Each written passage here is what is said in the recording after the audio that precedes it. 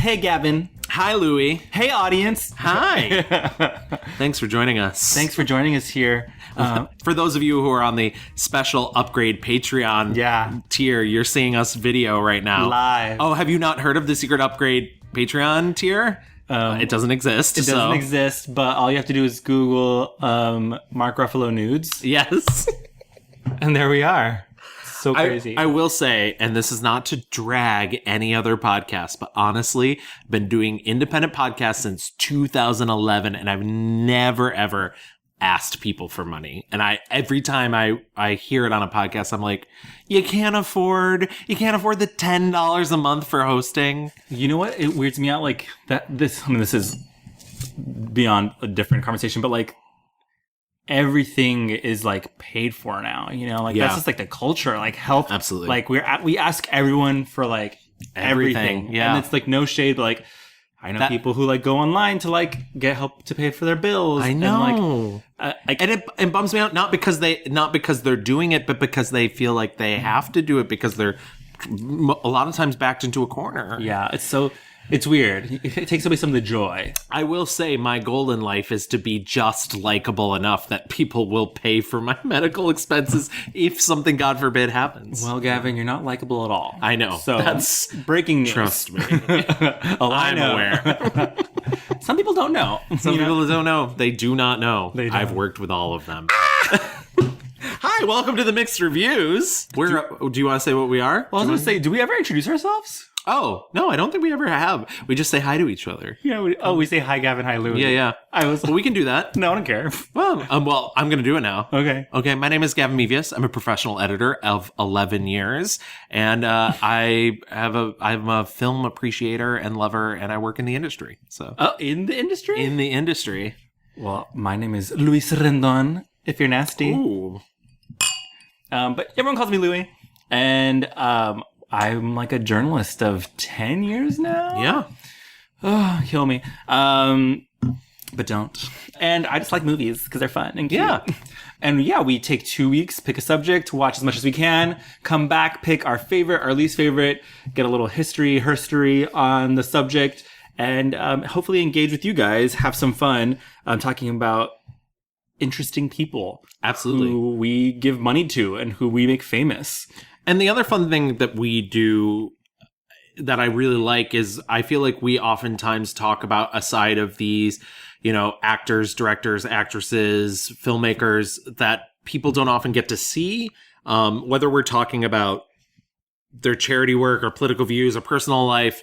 Our goal is not to tear down, but to illuminate. Let's do some old business. First things first, I do have a correction.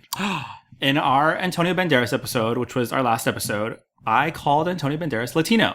He is not. It's very true because he's Spanish. He is Spanish. Coming out of my mouth, I sound extra stupid. But did I agree with you? Yeah. Yeah, probably. I'm a dummy, folks. We're all dummies. But yeah, so he's Spanish, so he's white. Latino means you come from a Latin American country, such as Mexico, Venezuela, all those fun things south of the border. Yeah. Penelope Cruz and like Javier Bardem, all of them, they're Spanish. So they are Hispanic. Yes. And not Latino. Just so everyone knows. Thank you to my friend Jimmy who pointed it out to me. And that's the only person that corrected us. So good job, Jimmy. Now I feel very self-conscious about it. So thank you, Jimmy. And for the rest of you idiots. Yeah. Keep us on our toes. Absolutely. Anything else, don't correct us on. Yeah, any other factual stuff, though, do not come for me, honey. We do not want to hear it. But speaking of Antonio, that was our last episode. We asked you guys to go to Twitter and vote on your favorite movie. 2% voted for Tie Me Up, Tie Me Down. I feel like maybe not enough people have watched it. Yes. And I do feel like that happens often. And I highly recommend if you've not seen Tie Me Up, Tie Me Down. It's on the Criterion collection channel thing. Yes, absolutely. And it's very enjoyable. Very enjoyable. The Mask of Zorro and Other both got 24%. And Pain and Glory came in at 50%, which was both of our picks. People seem to really, really love that movie that he's currently in. Yeah. He just picked up an award at like I don't know, the Gotham Awards or something. Yes. For Best Actor. And also, I think New York Film Critics Circle also gave him, which I saw some dissent about. They were like, "Oh, he's the least interesting part of that movie." Excuse me. That's a lie. I've never been so thin. Yeah, you can see yourself out. But we had people who voted for Interview with a Vampire, The Skin I Live In, Yes. The Law of Desire, Yeah. Evita, which I was shocked. We got 2 outlier votes for Evita, and I was like, I don't think they listened to the episode. Ew. Which is fine. And it's funny because maybe I just have not interacted with Evita enough, because I think a lot of my disdain actually comes from the music itself. But I think there's also that I mean, I love a good musical. I'm a theater girl, but I think that particular style kind of rubs me the wrong way. But it's all fine and good. Real quick before we move out of old business, because I've been threatening to do this for weeks. If you do go to Apple Podcasts and leave us a 5-star review, you can also write us a review. And I always promise to read them on the show. And then I do a bad job at actually doing that. So we have 3. They're brief. I'll get to them. The first is from Chels. And they say, quality content, 5 stars. I'm Tech Avail for Audrey Hepburn and or Lily James episode. Wow, Tech Avail. Good. And like a professional woman. Way to sell yourself. Yeah. From Murtada E, who is a former guest. Yes, we love Murtada. Fun and informative. Doesn't shy away from the irreverent parts of their subject's history. Format favors great discussion, and Luis and Gavin's banter chemistry is off the charts. Yeah, good banter. I love a good chart. And from Jess, we have Obsessed. 5 stars. Such a perfect podcast. Luis and Gavin are both so enjoyably witty and informative. You end each episode with a great history of the chosen topic and a desire to dive further down the rabbit hole and watch literally every movie they mentioned. Can't recommend listening to it enough. 5 stars. Oh, thank you guys so much. Absolutely. Chels, Jess, Murtada, thank you. Yeah. Thank you for listening. Thank you for rating and reviewing. Yeah. We don't do this show without... Yeah, I mean, it's... Sometimes I'm like, oh my God, this show is hard to do just because we want to feel prepared and like we watched enough of things. But if it's just hard. It's just hard to find time to watch as much as we do. We both have full-time jobs. Yeah, it's crazy like living in this capitalist society where we have to like work to live. Yeah, I know. It's awful. But you know, we both love watching movies. Absolutely. And I'm glad that we are doing this and people are listening and engaging with us. And so thank you guys for writing in. Absolutely. Let's start the episode. Absolutely. I keep saying absolutely. I realize that's a tick of mine. I need to cut down on it. So, who's our subject this week, Louis? My. We're talking about Mr. Mark Ruffalo, honey. Oh, is it hot in here? No, it's just Mark Ruffalo. Oh, yeah, it's absolutely Mark Ruffalo. Oh, my goodness. Yeah, it's funny. So, I don't know if you guys have noticed, our last 2 episodes, or this episode and our previous one, were men. We've been trying to, you know, we have that fun thing of like, just like loving doing women. We're obsessed with our actresses. We love doing, it's a very queer trait. Yes, I feel like that's, and so it's always hard for us to kind of like, oh, I guess we should do a man. I know. And I literally, every time I talk to my friend Andrea about the show, she's like, oh, remember when you did Michael Douglas and just talked about how privileged he is? So I get it. When we do men, it's a little difficult. That's why we try and pick men that don't feel that Michael Douglas mold, though I had fun that episode. So. But we when we came across Antonio Banderas, we're like, yes, we have to do it. We love. He kind of radiated that same energy when we decided to do Mark Ruffalo as Antonio Banderas. It was like, oh, a guy can get excited about. Yeah, very excited. Very excited. Yeah, put it away. And also, I think he's had like a kind of a way more interesting career than I thought he had. Yes. A lot of like kooky little 90s movie things that I hope we get to. And then now he's in this like really he like swings now between Marvel mode and like Oscar mode. Yeah. You know? And that does seem to be his main, you know, the pendulum swings back and forth. It is so weird that he's in the Marvel movies. I know, but I think like his number one superpower is this like all-out charm offensive. Oh, absolutely. He just like radiates easygoing, affable, G-shucks Yeah. stud. I was going to say, if you listen to last week's episode and I said the thing I like about young Antonio Banderas is I feel like he'd be nice to me. Yeah. Oh my God. I feel like Mark Ruffalo's in that mold as well. So nice. Like, I feel like he's like, would be like, kiss you on the cheek. Nice. Oh, yeah, like, absolutely. Yeah. Just a gentleman. A true gentleman, a gentleman of the screen and stage. Has he been on the stage? Yes, many times. Great. Love that. Don't back to Chicky. Yeah. And so we are talking because he has a new movie out right now called Dark Waters. Yes. With Miss Anne Hathaway. But beyond that, you know, I think most people now would just be like, oh, it's the Hulk. Yes. Yeah, I think he's in the popular culture as Bruce Banner. I mean, barely even Bruce Banner. Right. I feel like people just think of him as the Hulk. Yeah, and it's crazy because now we have the technology where, like, literally the Hulk does look like him. You know, the previous Hulks did not look like Eric Bana, did not look like Edward Norton. No. But he looks like the Hulk now. And I believe during Avengers Endgame, there was a lot of talk of Daddy Hulk. Yeah. Oh, yeah. This was the first time we got, like, him being the Hulk, having, like, the personality of Mark Ruffalo, which was like... Yeah. It's like, hold me, Green Giant. There's some fanfic out there, let me tell you. Get yourself to DeviantArt quick. The whole cast. Yeah. Oh, the whole cast.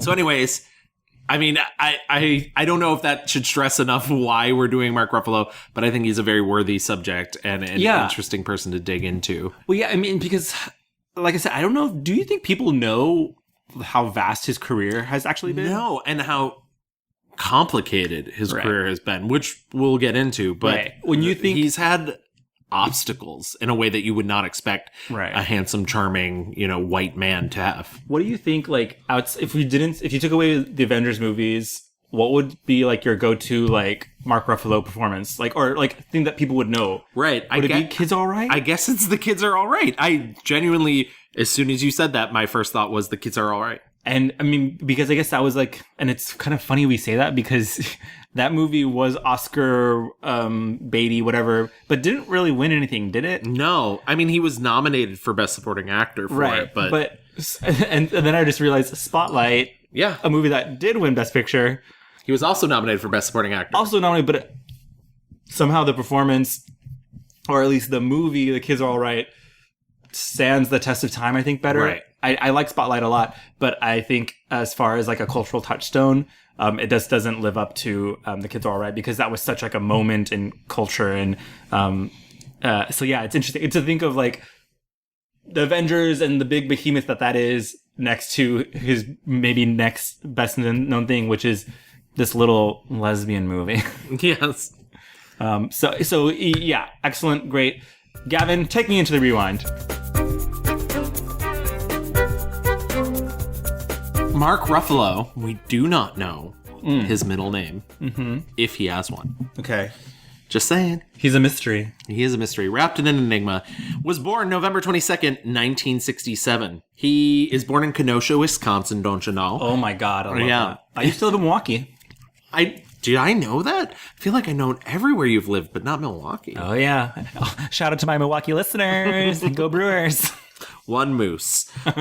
His mother, Marie Rose, is a hairdresser and a stylist, and his father, Frank Lawrence Ruffalo Jr., worked as a construction partner. I do not know what that means. He has two sisters, Tania and Nicole, and a brother, Scott, who has passed away, and we will get into that. Ruffalo attended Catholic and progressive schools throughout his education. He described himself as a happy kid, although he struggled with an undiagnosed dyslexia and ADD well into young adulthood. Wow. Yeah, and I mean, I can imagine that is not an easy thing to go to. A combination of both. Like, I mean, there's many celebrities. There's even celebrities we've done that have had dyslexia, but in combination with ADD. And Catholic school. Oof. Yeah. He spent his teen years in Virginia Beach, Virginia. His father was working there, and he competed in wrestling in junior high and high school in Wisconsin and Virginia. Ruffalo graduated from First Colonial High School in Virginia Beach, where he acted for the Patriot Playhouse. His family then moved to San Diego, and then later to Los Angeles. And here's where things get a little complicated. He began taking classes at the Stella Adler Conservatory, which is a very, very famous acting school. And essentially, he didn't want to he wasn't sure about his path in life. And his parents really pushed him into it. And that was a huge commitment for him. He would have to get up very, very early, get on several buses. Now I hear my father talk about it. At the time, he was like, go. You're 18. What's the worst that's going to happen to you? You're going to die. And then it won't matter anymore, So go. If you have that in you, and I think it's a positive thing. You're not in college. You're just, smoking weed and surfing. I'd love to get you out of the house. I started taking the train up, and it was a 2-hour drive. We were broke, so I was a busboy on the nights that I didn't go to school, and I'd get up at 4:30 in the morning to catch the 5:15 train to LA.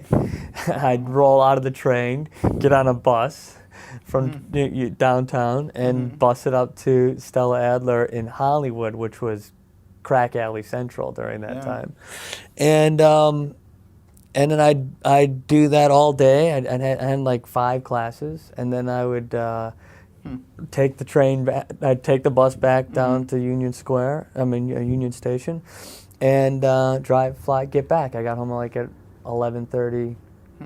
I think the last bus was like at 10:30, so I'd get home at 11:30 or like 1 in the morning. But couldn't have been more happy in a way. The Stella Adler program, I believe, is either a 2 or 3 year program. I stayed in that school for almost 7 years. Yeah, I'm just working on my craft now. The whole business thing, that's such BS, man.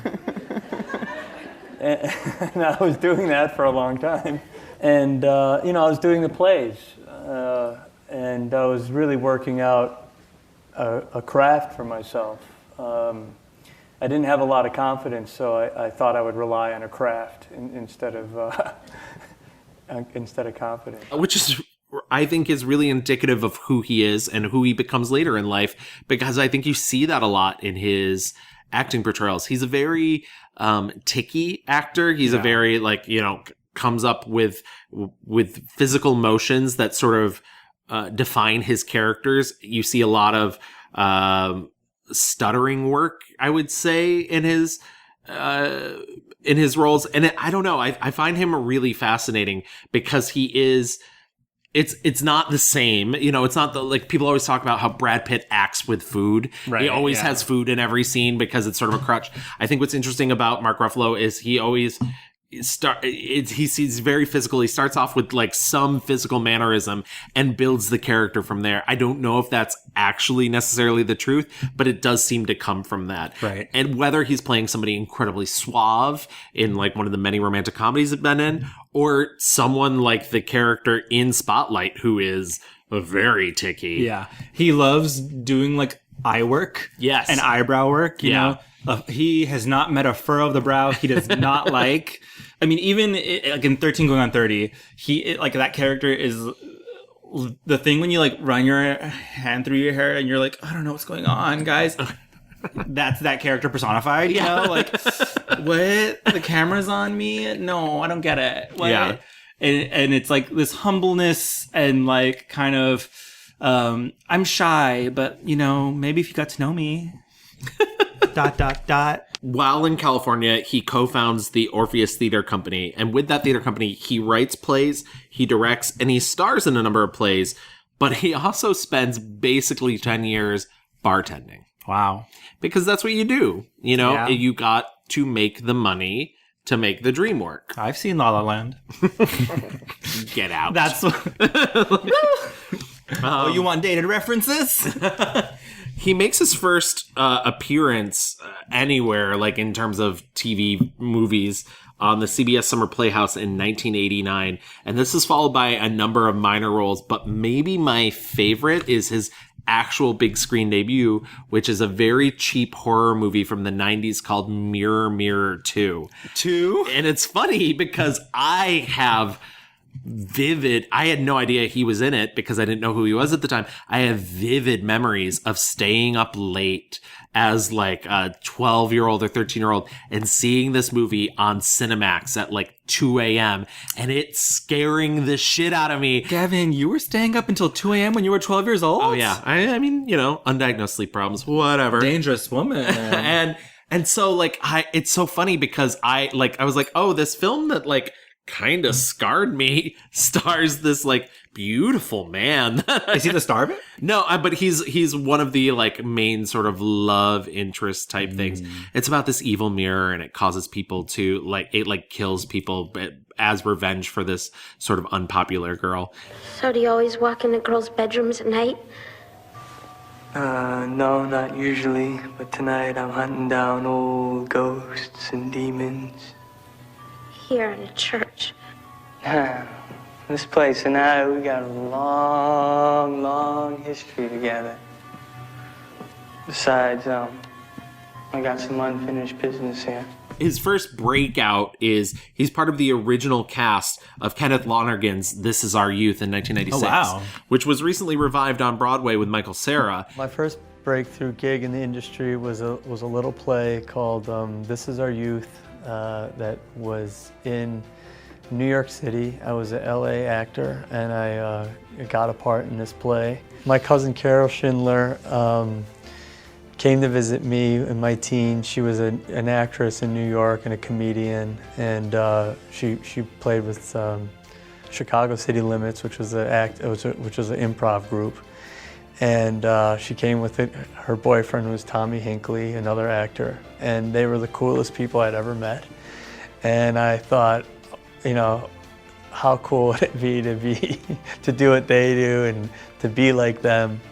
And yeah, that was kind of like the beginning of, well, if maybe I have a chance at this. It's this chance meeting with Kenneth Lonergan that really gets him into more major roles, because before that he's doing films like the horror movie The Dentist, and he's in The Safe Men, and he's in Ang Lee's Ride with the Devil very briefly. I kept seeing like posters for The Dentist and I was like, I don't think so. No, it's a very small role. So in 2000, he gets his big breakout in Kenneth Lonergan's first film, You Can Count on Me. People loved this performance, and he's compared to Marlon Brando. He won awards from the Los Angeles Films Critics Association, the Montreal World Film Festival. That's when he gets this role in The Last Castle. The Last Castle is going to be his big breakout, which we talked about for Robert Redford. Also during this time, he marries Sunrise Cogney in 2000, and immediately they like, he's like, I'm going to be successful. Let's have kids. So she gets pregnant with her first kid, and then tragedy strikes. So after completing The Last Castle, Mark Ruffalo was diagnosed with a type of brain tumor. She was pregnant. She was due. Basically, I found out, and then our baby was born 2 weeks later, our son, Keen, and I didn't know what to do. I couldn't tell her. You didn't tell her? No. I didn't know how to tell her without making her afraid. And so I just waited until after. Honestly, I thought I was going to die. And so when my son was being born, it was very loaded. It was behind his left ear. The tumor was found to be benign, but during the surgery, it left the left side of his face paralyzed, and he lost all hearing in his left ear. Wow. To this day, he is deaf in his left ear, which I don't think anybody knows. I didn't know that. Yeah. And his left side of his face remained paralyzed for a year. Wow. I was looking in the mirror, and I was trying to move my face. Mm-hmm. Just a little. Just something. I was like, baby, I can move my face. It's unbelievable, And she's like, I showed her, and I'm like, look, and she burst out into tears, and we both burst out into tears, and then it just slowly started to come back. He really goes back right into acting. He does this small film called XXXY. Crazy movie. Yeah. Crazy movie. He does the movie My Life Without Me. He does Jane Campion's In the Cut in 2003. Eternal Sunshine of the Spotless Mind in 2004. We Don't Live Here in 2004.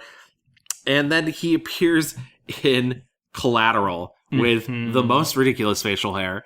I love that movie, but like... That's like an interesting time of his career, I think, because like You Can Count on Me. Yes. Small, tenderoni little movie. Introducing Rory Culkin? Yes. Such a cutie. Yeah, and very good in the movie. Very good. XXXY, which is a full psychopath movie. Yeah. And like super listen, it's not my 1-star review, but it almost was, because it's very fucking self-indulgent, because he plays an animator who is like a quote-unquote filmmaker, essentially, who went to Sarah Lawrence and had this fucked up relationship with these two women and whatnot, and it felt like the filmmaker screaming like, yes, this is my story. It did feel like that. Yeah, it was so self-indulgent.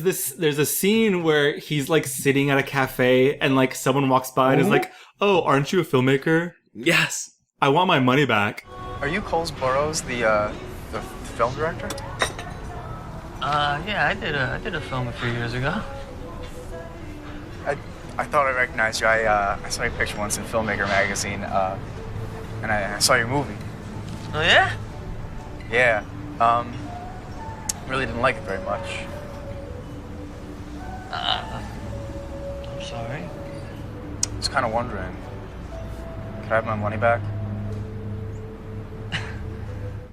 I hate yeah. And I was like, what is this here for? But it's all about like lying and cheating on girlfriends and relationships, blah, blah, blah, blah. Straight people, come on. I thought that she's not the lead woman, but like the other woman, I thought it was Kate Beckinsale because it looks a lot like her. Oh, I think she would like that compliment. She's beautiful. Yeah, yeah. And I was like, oh my God, I can't believe Kate Beckinsale just looked it up. It's not her. Nope. Those movies feel so like early aughts, reflecting on like the 90s. Yeah. And like not knowing what the like new millennium's gonna be like, blah blah blah.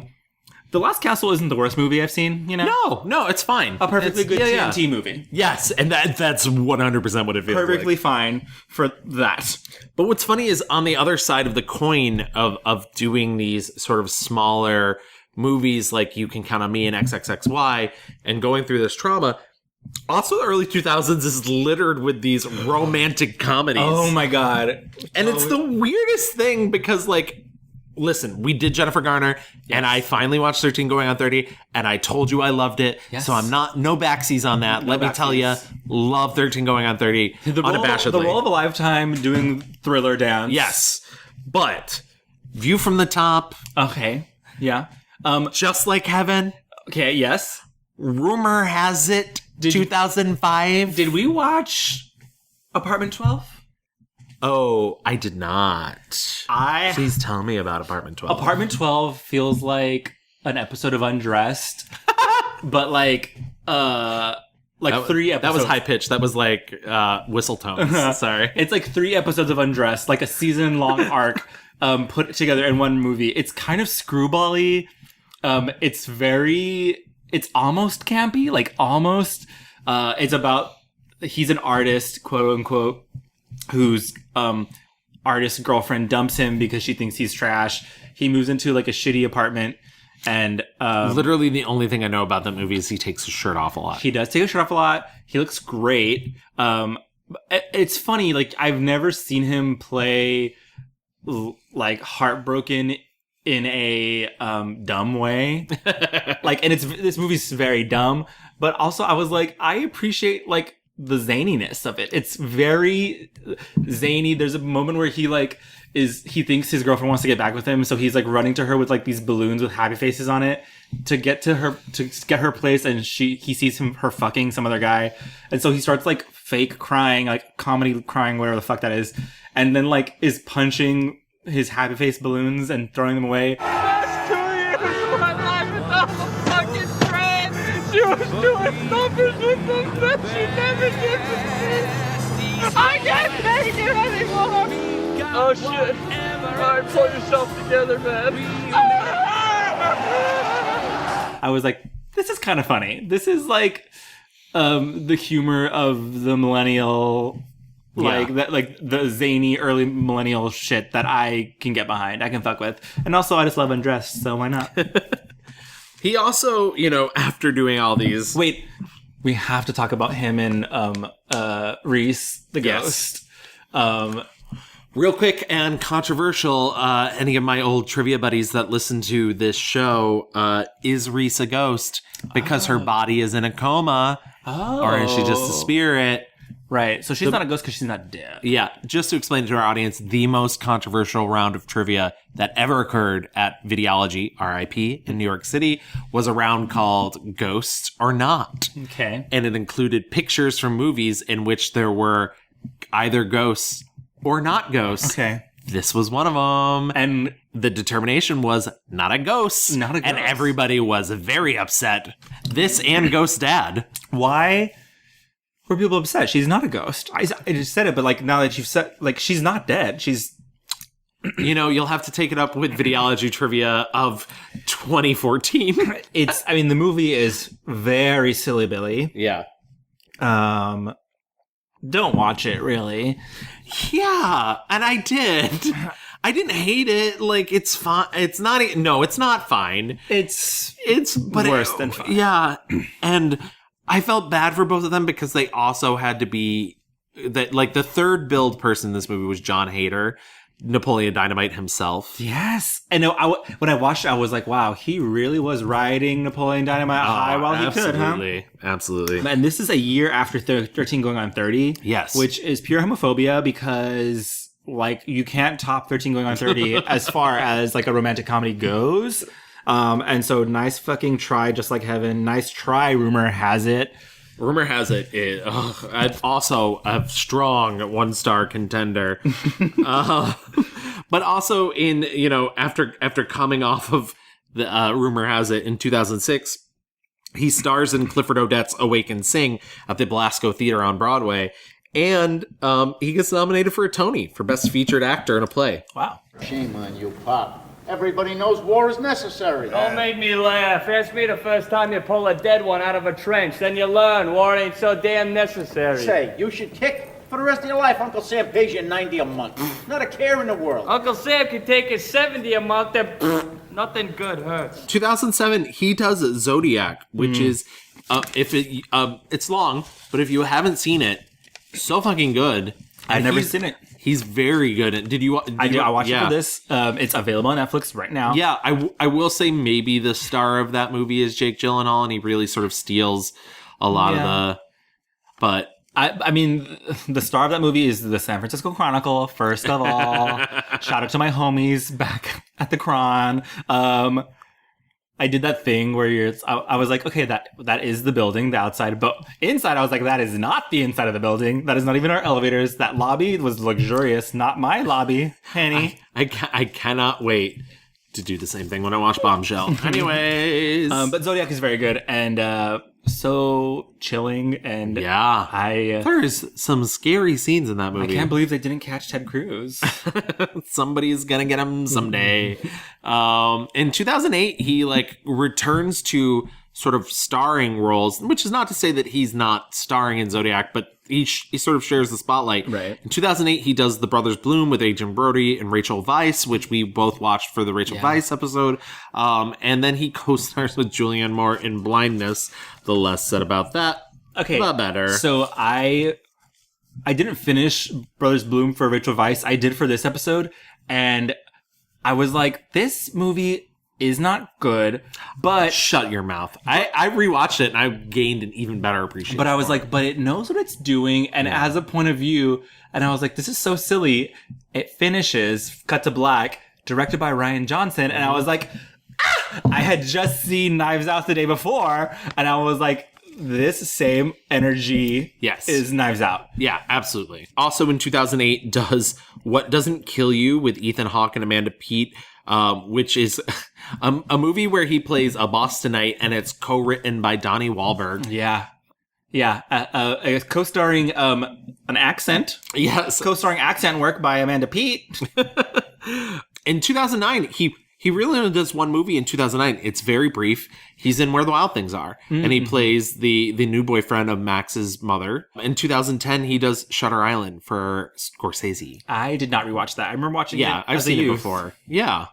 It's fine. Yeah. I didn't feel compelled to rewatch. If we ever do a Leo episode, I'll rewatch it. In 2010, he does Lisa Cholodenko's The Kids Are All Right, which, as you said, I think is what he's most well known for. He plays the sperm donor to two lesbians, played by Annette Bening and Julianne Moore.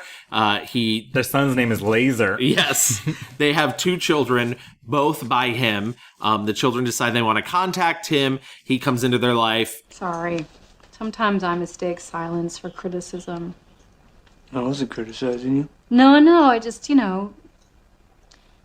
sometimes Nick can be a little critical because she's a perfectionist. Well, I don't see why you take it that way. I think you're really talented.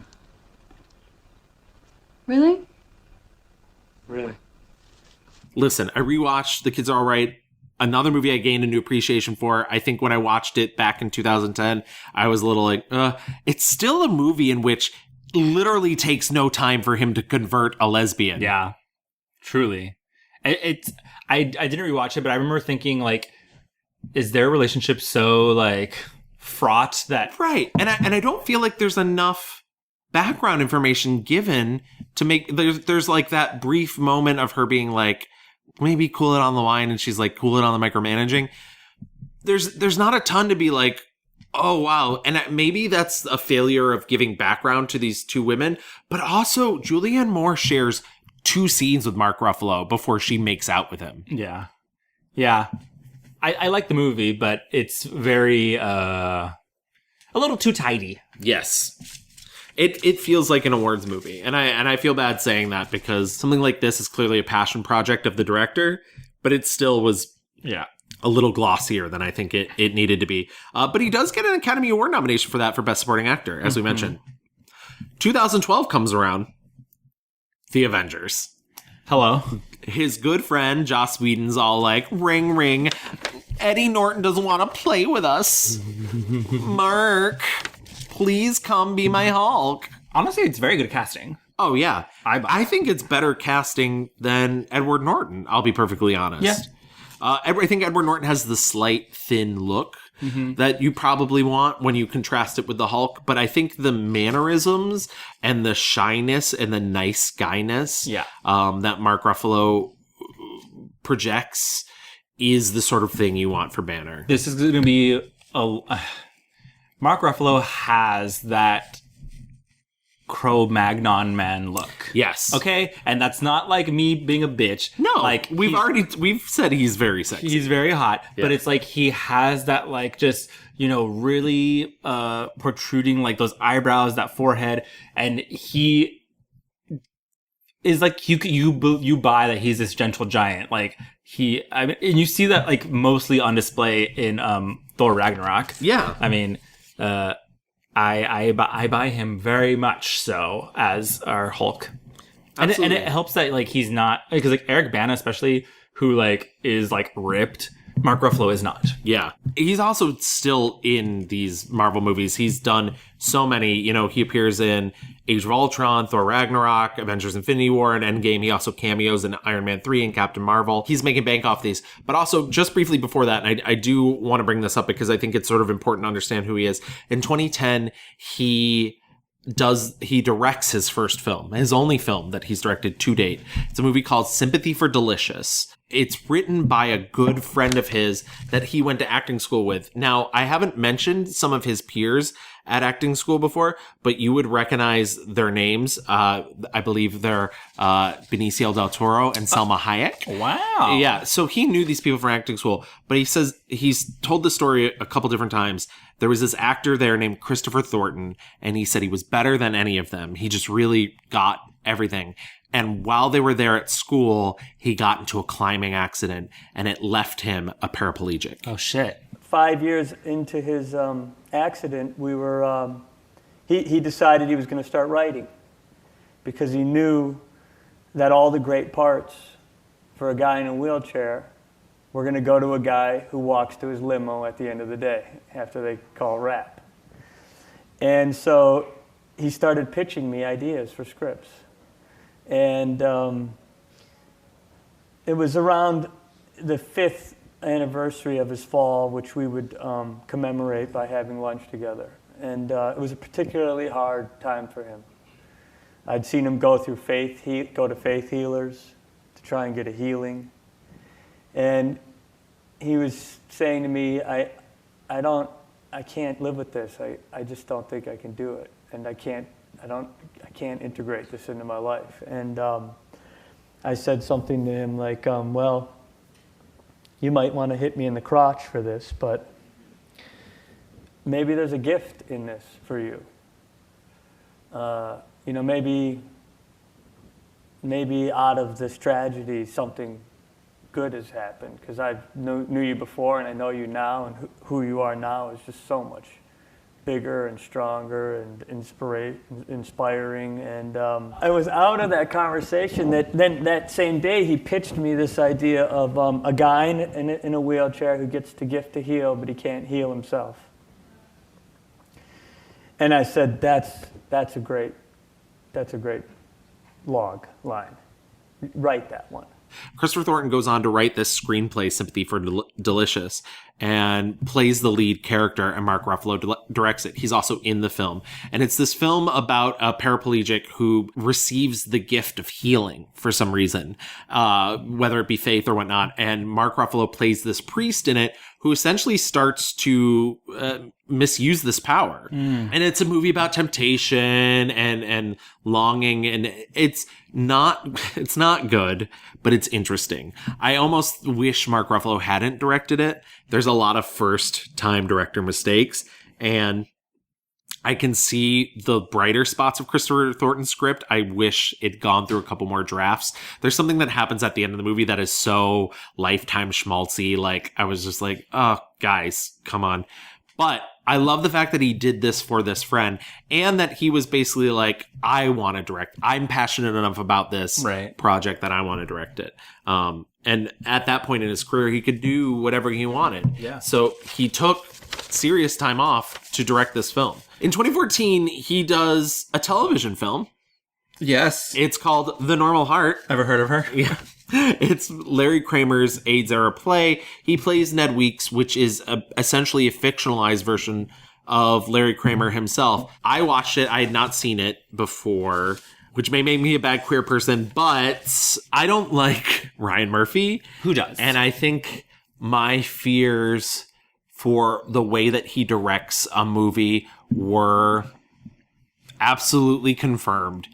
I think Ryan Murphy has never seen a cover of The Inquirer he didn't like, and therefore took this script that has a lot of really strong messages and a lot of really strong meaning and these delicate speeches, and made them all very like, turned them up to 11. Right. You know, I mean, I'm glad we're talking about this, because I do think that Mark Ruffalo has a tendency to really indulge in melodrama sometimes. Yes. And I think that is Ryan Murphy's bread and butter. You know, he loves the spectacle of acting. I think without like a very good like rudder on Mark, sometimes he like those ticks, then especially if like you give him a speech and just let him run for the wind, like he really starts like, it's like the seams start showing, you know, it's like, oh, I see you acting now.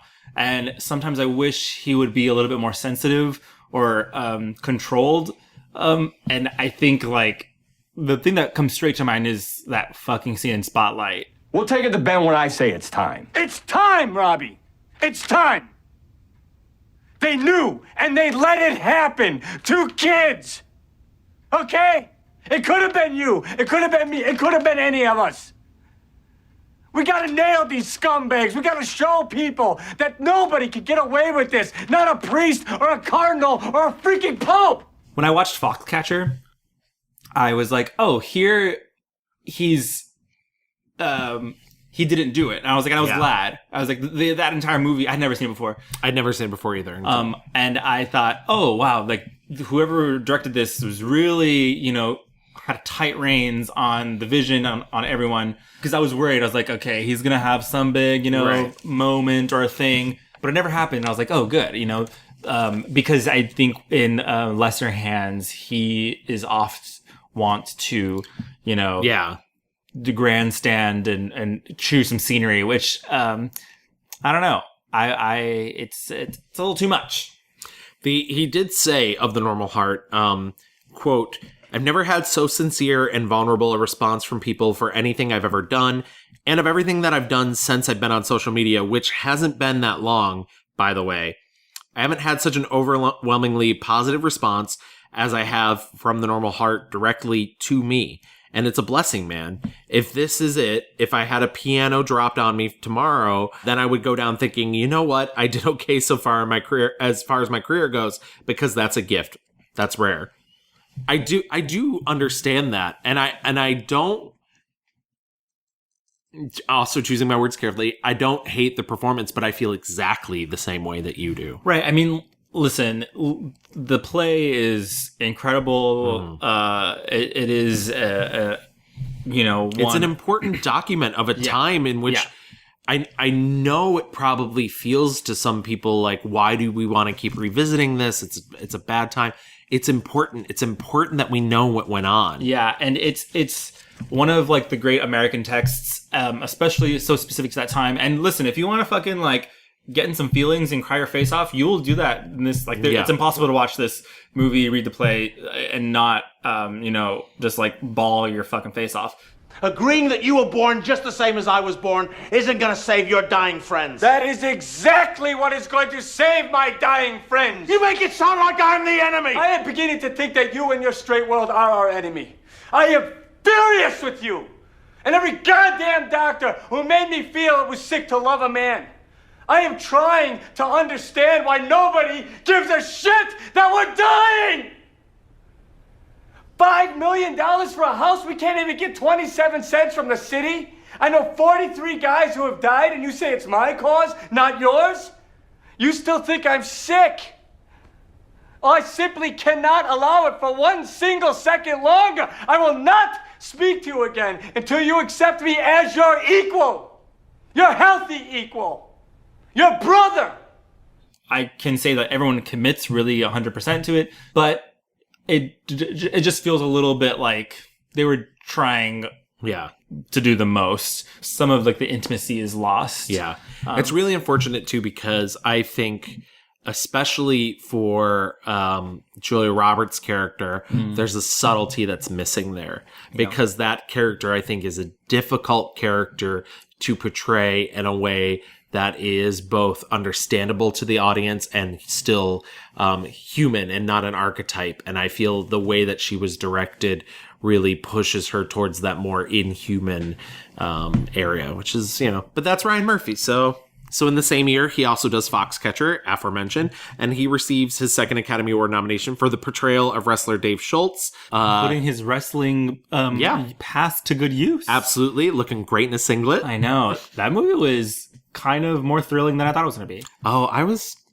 thought it was a bit of a yawn. I liked him, and I liked everybody, and I really thought I was not going to like Steve Carell because of the makeup. Me too. I thought I was going to be like, ugh, but yeah, it got me more thinking about like, man, Steve Carell, when he wants to, can do the thing. And Channing Tatum. I think Channing Tatum's really excellent in that movie. Yeah. And what I most appreciated, it didn't go off the rails. Like, it's already like an incredible and psycho story. It's in the reverse of what I said about Ryan Murphy. It is a tabloid story, and it should be, like, you would think that it would be more exploitative, and it's not. It's not at all. I want more than anything to win a gold medal, and we have someone who could do that. Oh, we're gonna win a gold medal, John. How are you feeling? I feel very good about it. I'm a little concerned that there are some psychological issues that we need to take care of. I think he's going to be in real good shape. Well, I think you're doing a great job. Thank you, John. And I think that with you and I working in tandem, if we can't get him there, no one can. But yeah, that ending shook me. Yeah. In 2015, he stars as a father of two with bipolar disorder in Infinitely Polar Bear. He got a Golden Globe nomination for that. In the same year, he plays Michael Resendez, the journalist at the center of the film Spotlight, which he receives an Academy Award nomination and a BAFTA Award nomination. You talked a bit about Spotlight.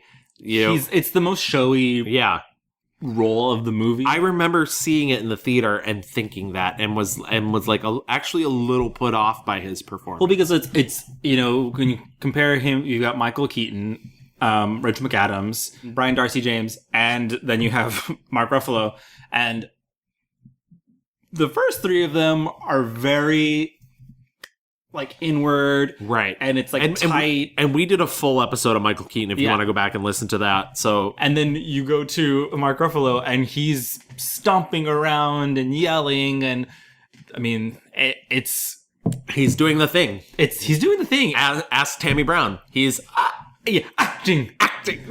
And it's crazy because, I mean, especially against Rachel McAdams, who also got nominated that year, and I think really well deserved, because she is like such a delicate like person in that movie. She's so, and I don't mean the character, I mean like her acting is so delicate and sensitive. A dream. And that sort of brings us to now. I mean, that's his last big performance. But that's, I mean, literally the rest of the time probably was just spent doing Marvel things. Exactly. And that's sort of what he's doing now is Marvel movies. As you mentioned before, he sort of alternates in between. So for every like Eternal Sunshine of the Spotless Mind, which was early on in his career, we're going to get like, Hulk, Planet Hulk, Right. But, and it's wild because it feels like right now with Dark Waters, he's like, okay, I finally finished all my Marvel things for now. I can do this. It'll be interesting to see like where he goes from there. In terms of his personal life, I mentioned his wife Sunrise. His first child was born in 2001. His name is Keen, and he also has two daughters, Bella Noche, born in 2005, and Odette, born in 2007. I think Odette is the cutest little name. Absolutely. I didn't bring this up in the middle of it because I thought that this might be really weird to bring up in the middle of things. On December 1st of 2008, Mark Ruffalo's younger brother Scott was found dead outside of his home on North Palm Drive in Los Angeles with an execution-style bullet wound in his head. Scott Ruffalo died the following week. The case currently remains unsolved. In 2014, Mark Ruffalo said to CBS Sunday Morning, "It will probably remain one of life's great mysteries." This was a very traumatic thing for Mark Ruffalo. His brother was a very popular hairdresser. He said when he first moved to Los Angeles, everybody knew him as Scott's older brother. He was very well known, very well liked. He said his performance in The Kids Are All Right is the closest he's ever gotten to being Scott. I didn't know if I would ever act again. But I was like, you know what? I'm done with this part of my life for a while. And I knew going into it that was going to be what it was. Mm-hmm. And I had such a good time. You modeled your character in The Kids Are All Right on your brother. Yeah. Yeah, because he was this incredibly beautiful, sexy, vibrant, fun-loving guy. He devoured life, Yeah. So that was a gift to him and to you in a way. Yeah, and it was a way for me to, say thank you to him. I can only imagine what it does. Obviously, Mark was an adult when this happened, but like, it's tragic. It's so tragic to have a mysterious death in your family in a way, and like completely unsolved. And to have it be an execution style bullet to the head, like that's very scary. Yeah. Yeah, I don't know what to say about it. It's just it almost feels like unreal. Like, it doesn't sound like it should be part of his story. No, but it is. And obviously that drove the way that he. I feel like the way that he externalizes his emotions a lot and whatnot. But yeah, I don't know. Obviously, like it informs certain stuff about him, but he's been very open about it. Yeah, crazy. Between like that and the tumor thing, like when I found those out, I was like, Jesus Christ, what has Mark Ruffalo not been through? Right. But speaking of what he has not been through, let's talk about politics. Oh, honey. Oh, yes, you are in for a ride. So Mark Ruffalo is basically like, he is as liberal as they come. He is pro-choice on the issue saying, I don't want to turn back the hands of time to when women shuttled across state lines in the thick of the night to resolve an unwanted pregnancy in a cheap hotel room. Yeah. He's very supportive of the LGBT community. He's also just like the greenest person I don't know. Yeah, absolutely. I mean, and this is not, like, he's famous for anti-fracking. Yep. Wasn't he like always in like upstate New York picketing and rioting and doing all sorts of things? Fun fact, Dan Wahlberg's mother has met. What? Dan's mother works for the Tacony Frankfurt Watershed Conservancy. She's the TTF's executive director. He came down to talk about creek health and water supplies and whatnot. So she got a chance to meet him. He actually went all over Pennsylvania to hold screenings of the documentary Gasland, just as an anti-fracking thing. He said that while he was doing that, he was placed on a terror advisory list. The Department of Homeland Security has denied such a thing as happening. Why would they admit it? Right, exactly. Also, isn't he one of few celebrities who is an active Tumblr user and uses Tumblr almost exclusively to be pollution, yeah, hi. Big Obama supporter, big against George W. Bush, clearly against Trump, and recently just came out in support of Bernie Sanders. I mean, not shocking to anyone at all. He's Bernie's VP. But yeah. The one person that just keeps coming up to me and popping out to me is Bernie Sanders. But I like the fact that he is so open about his beliefs, and he's in a point in his career where he basically doesn't give a shit about if those beliefs will cost him work. Yeah. And I'm sure it has. I mean, Dark Waters is clearly a passion project, because that movie is full of speeches, but we'll get into that later. But yeah, I don't know. I think he's led a really fascinating career. I think he's very outspoken and very interesting. I do completely agree with you that he's definitely one for the rafters. It's interesting because it's not the same. I know I bring up Ewan McGregor a lot, but I feel like he's the most over actor we've talked about on the show. He's not the same as Ewan McGregor. It's interesting. Yeah. But they both have a tendency to overplay. Yeah. But Ewan McGregor's playing to the back of the amphitheater, and I think Mark Ruffalo just thinks if he gets loud, you'll understand the point. Yeah. And it sucks because both of them are so good when they're able to be quiet and get to the thing. And I think they're both very emotional actors. And I think when you are very emotional, sometimes you kind of unleash. And if you are not, a Viola Davis type who can unleash but still be in control, it just feels sloppy doppy. What an instrument she has. I know, and I know we did a whole episode on her, but seriously, and so with him sometimes just tighten it all up, find more interesting takes than loud. Absolutely. So I think that brings us to our picks. Why don't we start with our 1-star reviews? My 1-star review goes to 2008's What Doesn't Kill You. Here's what I want to say. I love Mark Ruffalo when he's my boyfriend. I love him when he's nice and cute and, being fun. What I don't like him is when he's a mob gangster person who does smack and neglects his kids.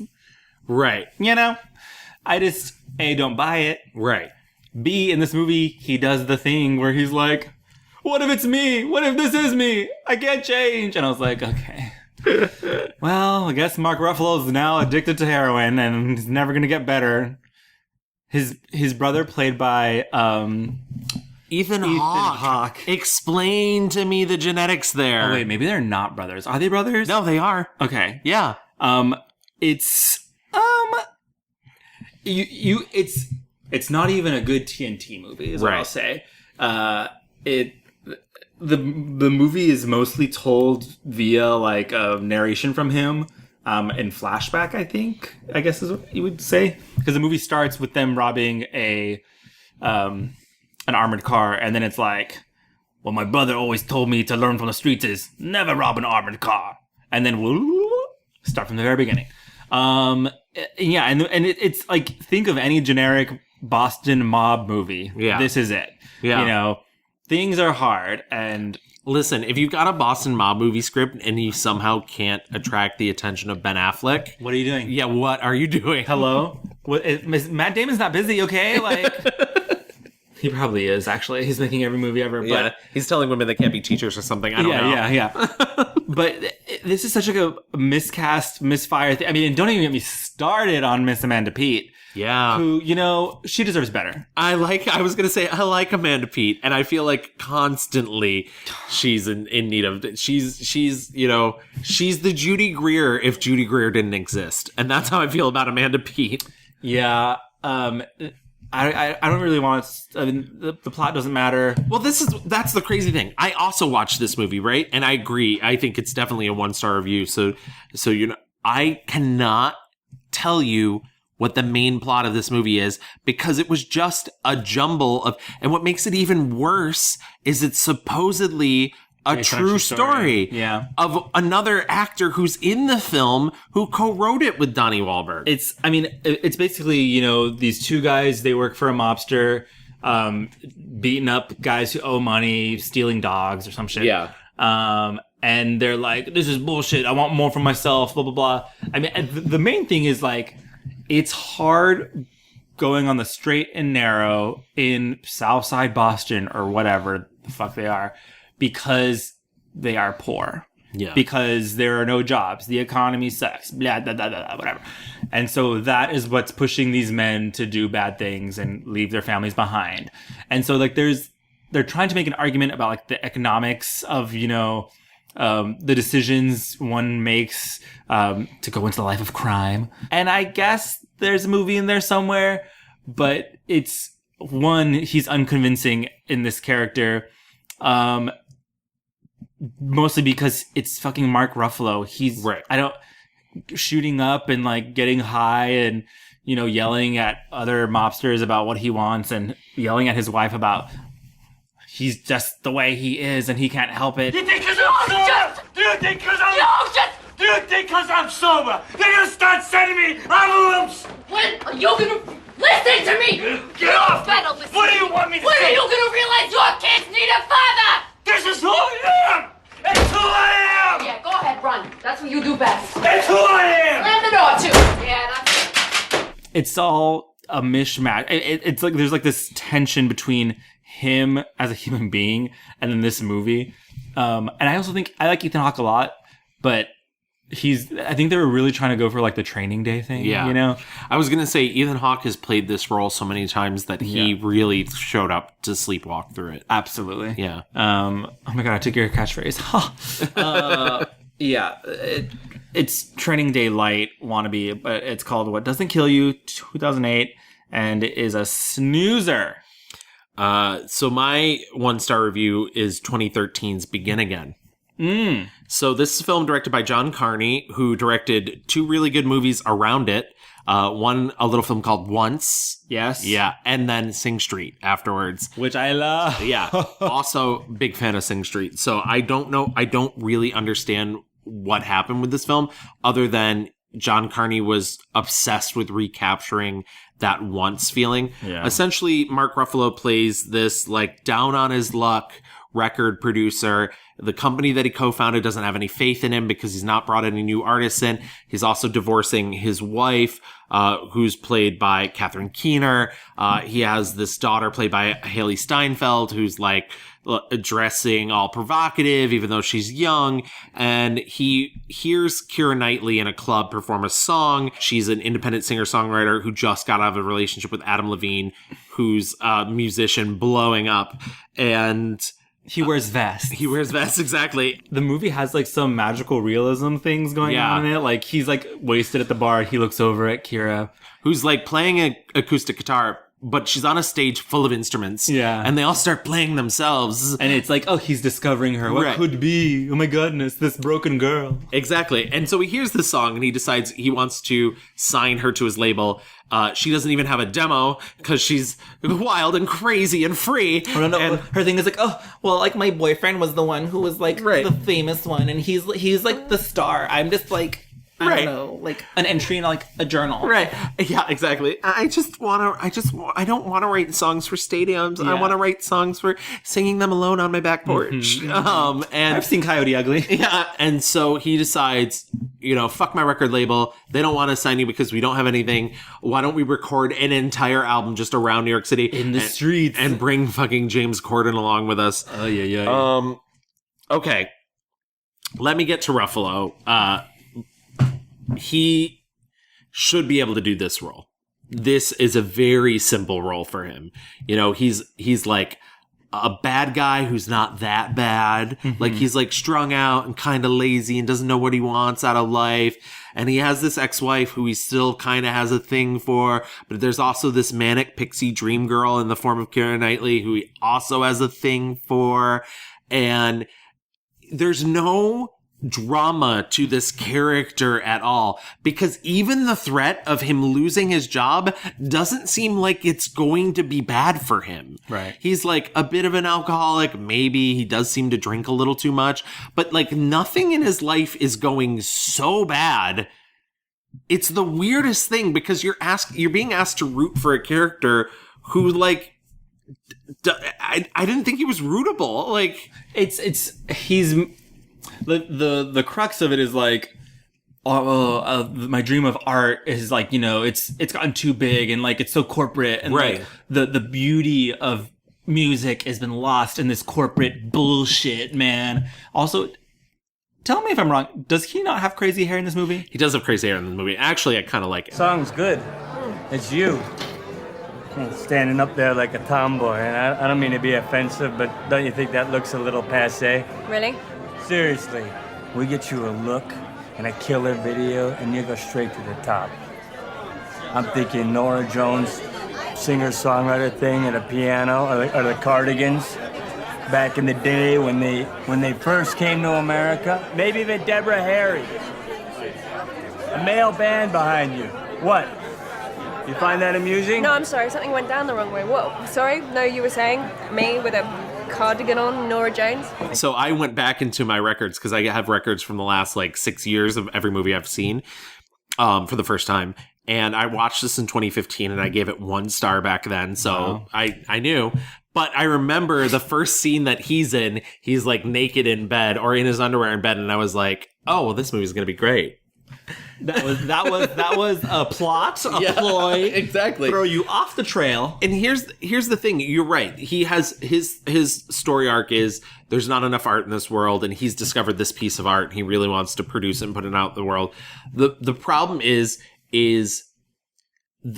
in terms of Keira Knightley's music in the film, I don't think the division line between what she's putting out versus the like poppy stuff that she's co-written with Adam Levine is far enough. And there's this moment at the end, just not to talk about Ruffalo, but to bring it, where she's like told Adam Levine that she wants him to sing this song, or she goes to one of his shows and he starts singing the song the way that she orchestrated it.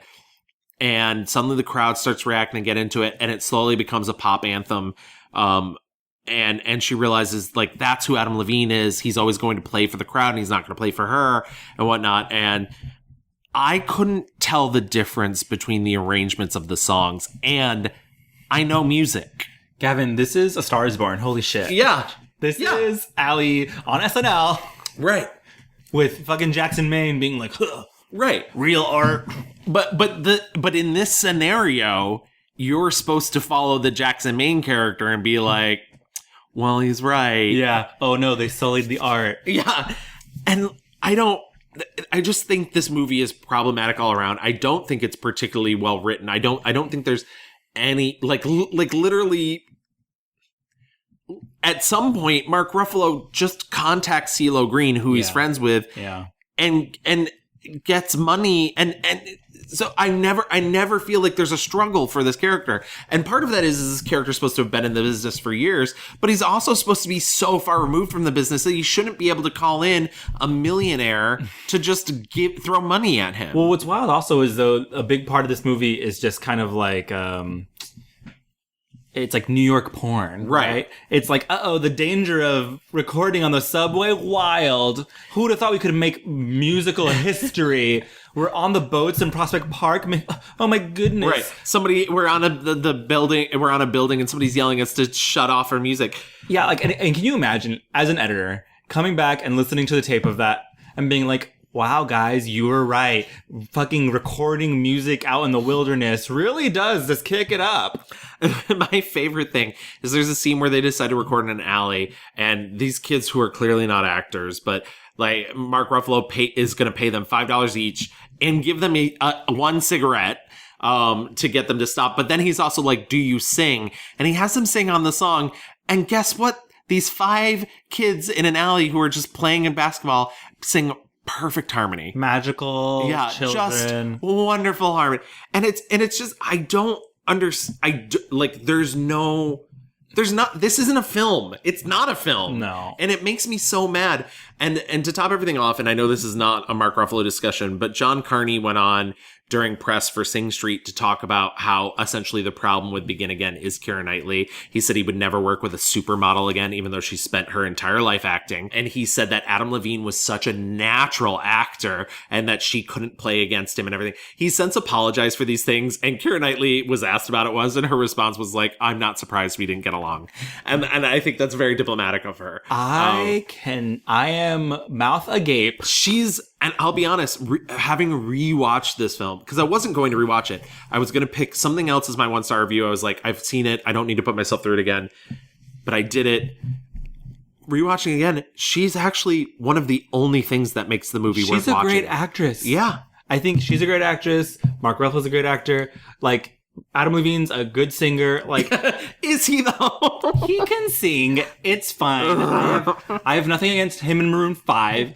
His song at the end of Sing Street, so good. But that fucking sucks though, because I really like Sing Street and I really like Once. Yeah. But this guy sounds like a dick. Mm-hmm. Like I said, he's since apologized, but I also just can't imagine bad mouthing. And honestly, it just feels like he set out to remake Once, recapture that success. Yeah. It didn't happen, and he couldn't figure out a person to blame. You know what? It's your script. Yeah, just say, you know what? It didn't work. Right. Even if you don't want to take full responsibility, which you fucking should, just be like, it didn't work for a lot of reasons, and, we're moving on. Right. Whatever. Like, that's such a shitty thing to fucking say, and it makes me really sad because he's a talented filmmaker. He is. Or a songwriter as well. Yeah. And, wow, that just ruined my fucking day. I'm leaving. I'm sorry. Was there anything else that you saw that you didn't particularly like? Let's see, shall we? I really hated Infinitely Polar Bear.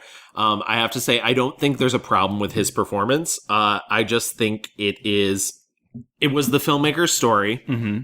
I think there's no way of saying this that doesn't come off as impolite, but some stories just don't need to be made into movies.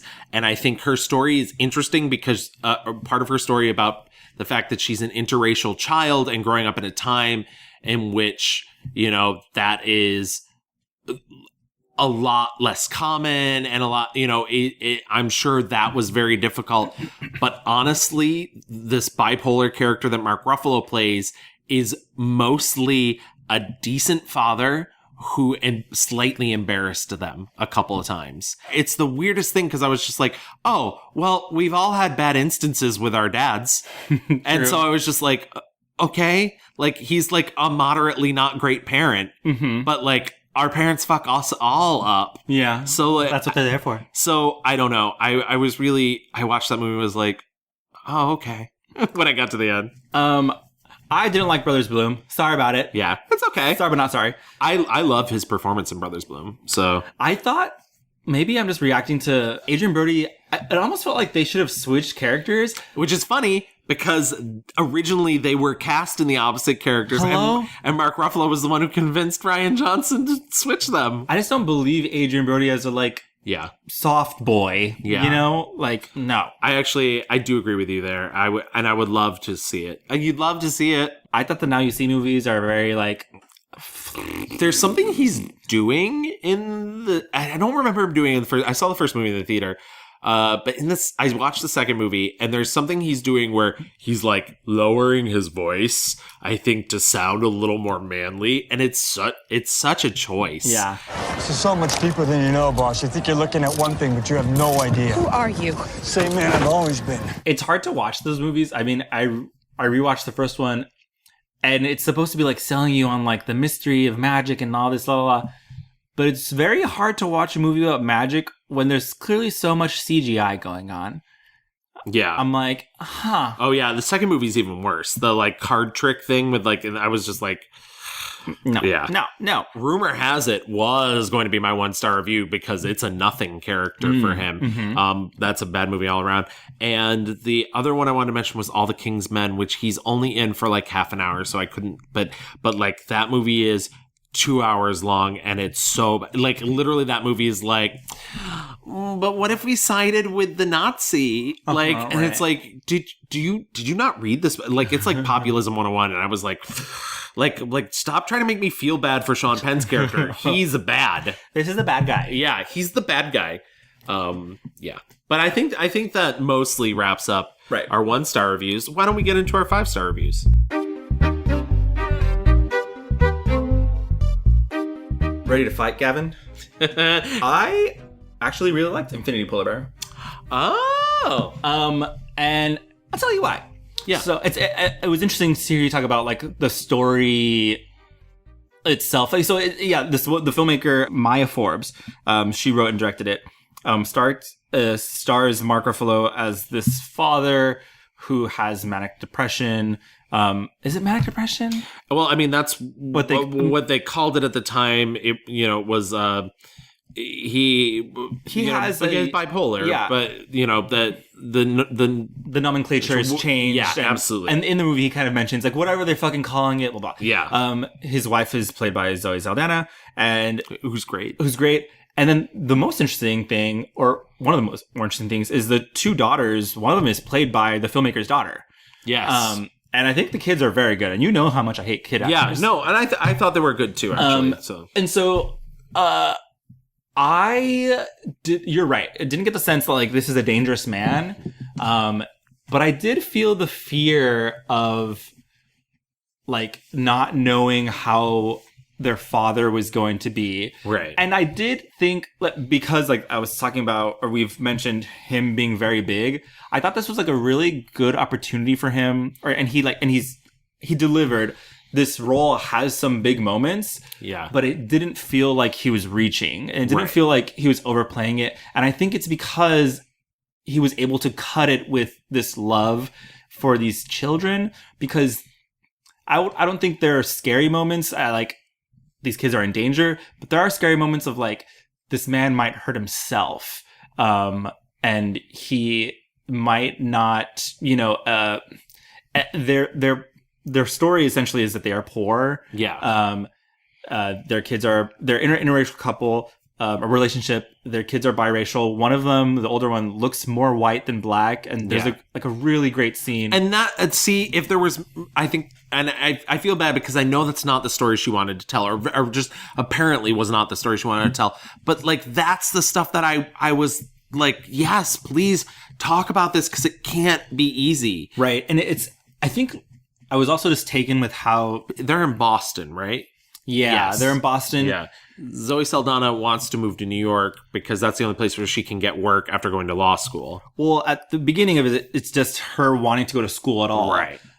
There's a long time where they're away from Mark Ruffalo's character. He's in, hospital. Yeah. And then in a halfway house. Yeah. And the kids really want them to get back together. Zoe Saldana is really, cautious. She knows that her husband loves them, but like this is not ready to like live with him yet. But they slowly are kind of reconciling, and she decides, we need more money. We're not going to make it. Decides to go to law school. And I also thought it was so interesting, like the character he plays, his parents are like mega wealthy. Yeah. Or his family comes from money, but he's not getting really much support from them. And you get a sense part of that might be because of his illness. And part of it might be because of who he married. Yeah. And so I was taken with just like the specificity of the story. You don't see stories exploring. Right. You do get mental illness stories, but I thought this was such a small little like chunk of that. And the interracial, and this is like in the 70s. Yeah. And I just loved the kids and the way he plays he's a really good dad. Like, I think he plays that really well. Like I said, none of it was the performance. I just didn't understand. And maybe it's because, you know, I had a very specific relationship with my father, and it's not that. And I just don't know. I didn't connect with it. It's not the actor's fault. Well, I think it's interesting because I have a friend who will always say, like, again, this is crazy, but she was like, oh, I thought Lady Bird was boring. It's like, oh, it's just like a white girl who, like, is having problems with her mom before she goes to school. Like, we all go through that. Whatever. Who cares? And, like, what the fuck? Like, yeah. I mean, I think there's, like, a universality of, like, seeing, you know, families, and even if, like, I don't know the struggle. I don't know the struggle of, you know, being in biracial and, you know, having a family member who went through any type of, like, crisis like this or dealing with illness like this. But I do think at, like, some cellular level, it's like, like you said, like, of parents who fuck you up, the struggle of a loved one who's going to spend time away from a family to try and better the family as a whole. And I, through this lens in particular, I thought it was very striking. And on top of that, I thought it was a really good showcase for Mark Ruffalo's best talents, because he's able to, like, be sexy and funny with his wife and the kids, but then also there are some scary moments where he clearly isn't in his right mind, and is maybe a danger to himself. You are so mean! I am not your servant! No! God damn it, I'm the servant! All I do is cook for you, and clean, and then drive you around, and take care of your every goddamn need! You treat me like the goddamn maid! I gotta get out of here! No, go back! Go back! We don't have a babysitter! You don't need a babysitter! But it's nighttime, we get scared. Faithy gets scared! Then you need to toughen up. What is there to be scared of? Wolves? Vampires? Rapists! Rapists! If a rapist knocks, don't let him in! But what if they force them in? That's what rapists do! You kick them in the balls! Oh! There are also moments where he's kind of childlike. Right. He's like, well, fine. Like, you guys do whatever you want to do, and I don't get to do what I want to do. Like, and he's fighting with his kids as if he's a child. And I thought, I don't know. I can't imagine that role was easy to play. But the speech he gives about, like, my daughter's black. No, she's black. You're black and my daughter's black, and that's just the end of it. And I was like, and then that moment I was like, oh my God, they probably cast these beautiful people, you know, in this role where, like, they were not as beautiful and a really hard time. Right. And I don't know, it all just felt very emotional to me, thinking about, like, the filmmaker who had to literally talk to her daughter, saying, like, okay, yeah, I can't imagine that. Like, yeah, I don't know, it felt really special to me. But yeah, I don't know. I mean, you talk a good game, Rendon. But I still don't think I love it as much as you did, unfortunately. But that's the whole reason we do this show, right? Do you love? So I love, and I hate doing this because I think it's never fair to give a 1-star review or a 5-star review to such early performance, because I think if you give it to a 1-star review, it's like, obviously they're going to get better. And if you give it to a 5-star review, you're basically feels like you're saying nothing else has been as good. I don't think that's true, but I think 2000's You Can Count on Me is such a personal, such a deep snapshot. And it's so funny too, because I think I connected to You Can Count on Me in a way that you connected to Infinitely Polar Bear. You Can Count on Me is Kenneth Lonergan's first film. I think a lot of people know him mostly by Manchester by the Sea. Mark Ruffalo did go on to do the movie Margaret with him as well. But Mark Ruffalo plays this fuck up brother of Laura Linney. Their parents die in a car crash when they're kids. Yeah. And so they basically only had each other. Laura Linney, goddess on this planet. Oh my God. She stays in this small town. She marries the wrong guy. Yeah. Has a kid with him. He splits. She's working essentially just to keep her life going with this kid. She works at a bank. For Matthew Broderick. Yeah. Who's the worst manager. And I kind of love this performance from It's really good. Yeah. And it's in a small Catskill Mountains town. Mark Ruffalo calls her out of the blue. It's like, I'm coming to town. He basically wants to come for like a couple days so he can borrow money. Mm-hmm. He's a fuck up. He's traveled around. He was in jail for a little bit. He was in Alaska for a while. Same thing. I don't know why I said it twice. No. Sorry, Alaskan listeners. I apologize. He also was... There's like a girl involved. Right? Yeah. And like he's fucking up this relationship with a girl. But essentially he makes his way back home. Yeah, he makes his way back home and sort of inserts himself into Laura Linney's life.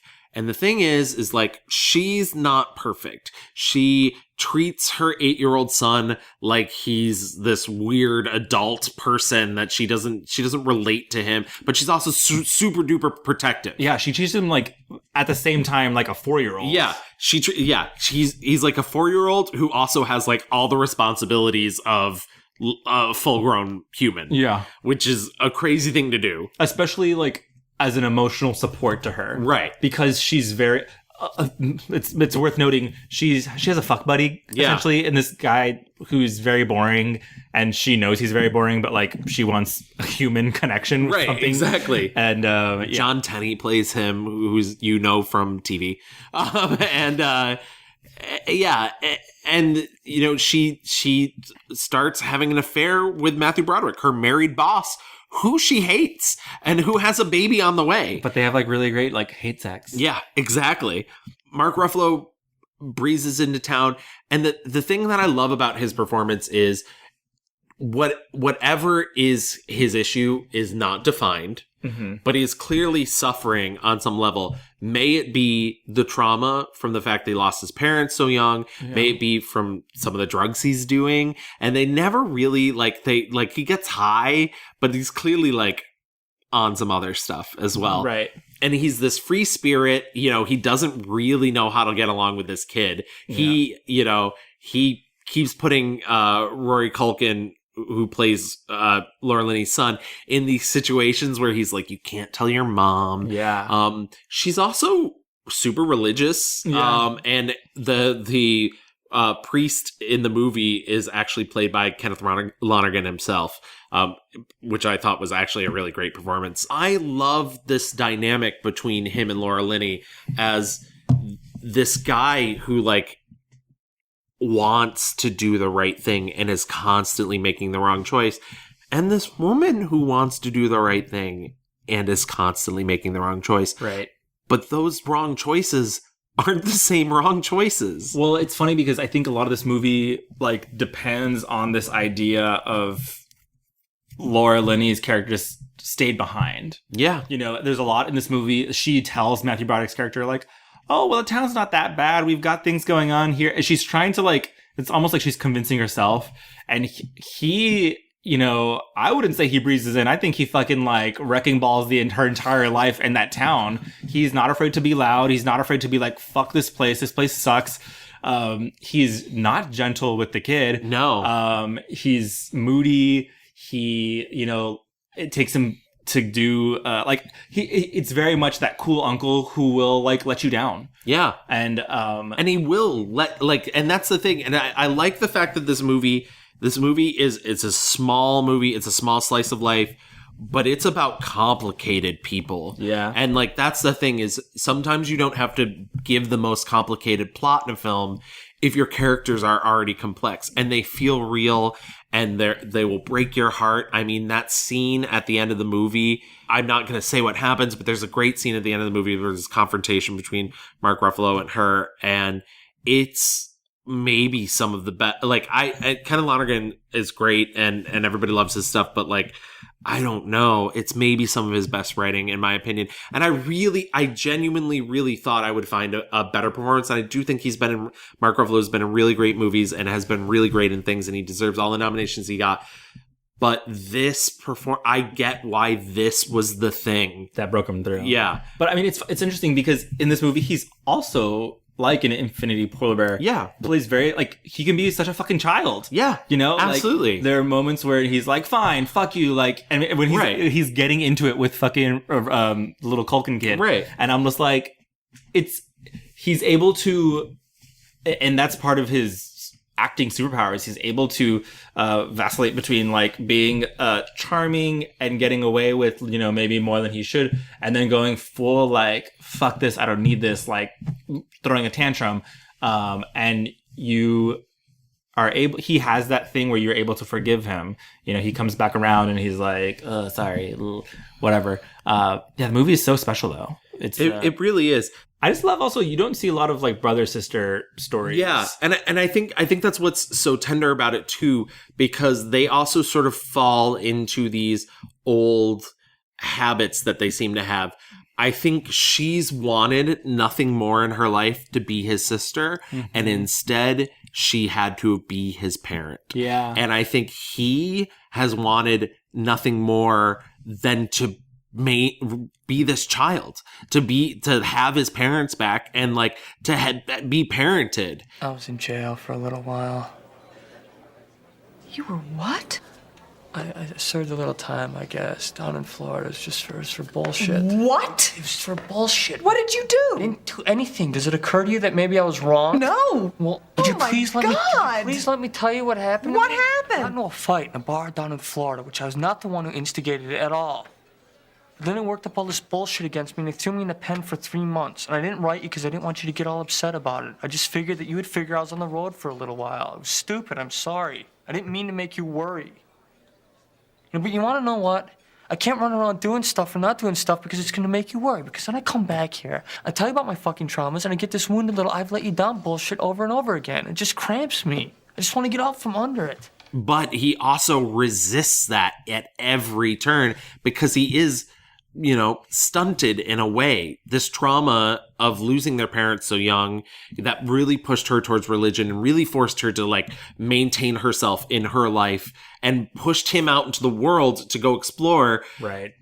Really messed them up in ways that they never coped with. Any person who's left home, you know, and still has family at home will connect with that and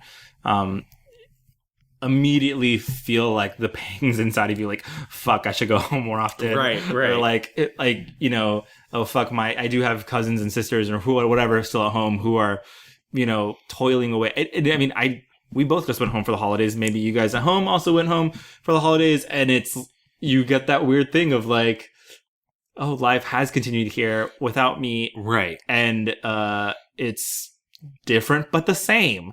And it's so weird how different and the same it is. Yeah, and sometimes you feel seduced by how easy it is because it's your hometown, but then like by day 3 you're like resenting it and like, get me the fuck out of here. And it's a very complicated minefield of emotions, and I think the movie just does a really good job of exploring all that. So a very good pick, Gavin. Before we move on into our fast forward, was there anything else that you saw that you loved? I do really want, and I know we already got a brief call for this from a listener. I do want to mention In the Cut. In the Cut is a movie he did with Meg Ryan. It's a Jane Campion film. It was super poorly received when it came out. It's a very sexually charged film. Essentially, it's almost like Meg Ryan. It's almost like a Looking for Mr. Goodbar thing where there's a serial killer in town, and Meg Ryan seems to be, she's an English teacher, but she's also circling this person's orbit at the same time.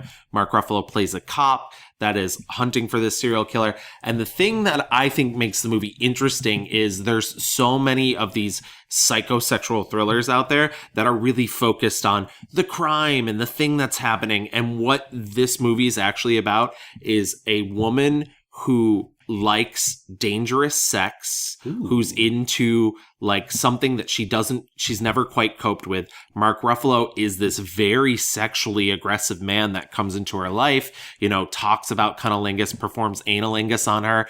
And it's this type of movie that never focuses on the characters. And this one's like, no, this serial killer plot, while important, is going to remain firmly in the background for 90% of this movie. And you're going to have to deal with the fact that these are real people who have real wants and real needs.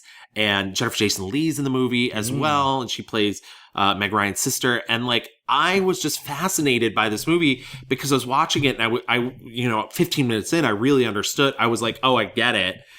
And I just looked at all these reviews that just hated it. And it's so funny because you just want to be like, you don't get it. You don't, like, why don't you, you know? Right.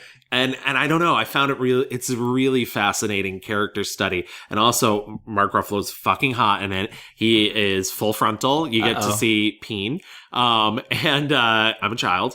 And he's one of the only two Avengers that do full frontal, and it's him and Scarlett Johansson. Wow. And yeah, I don't know. I really liked In the Cut. I only didn't give it my 5-star review because I don't think he's the centerpiece of the movie, even though he's very sexy and a little scary and but also like really erotic and charged, and yeah. Speaking of erotic and charged, I just have to again throw out 13:30 is it is weirdly erotically charged. Maddie, we're doing Thriller. He's clearly not the center, but like there is no better proto nice guy boyfriend character than him in this movie. And it's so pleasant, and it's comfort food movie. Yeah, and he is the like him and Jennifer Garner are just like America's mom and dad, and I just want them to hug me. Yeah. You want to know a secret? Yeah. You're the sweetest guy I've ever known. Weirdly enough, does not perform Analingus on Jennifer Garner. 13 going on 30. It's so maybe crazy. It's on the cutting room floor. Yeah, and the Blu-ray extra exactly director's cut, if you will. Yes. Should we do our mixed reviews review? Yeah. So my 1-star review was 2013's Begin Again. Mine was 2008's What Doesn't Kill You.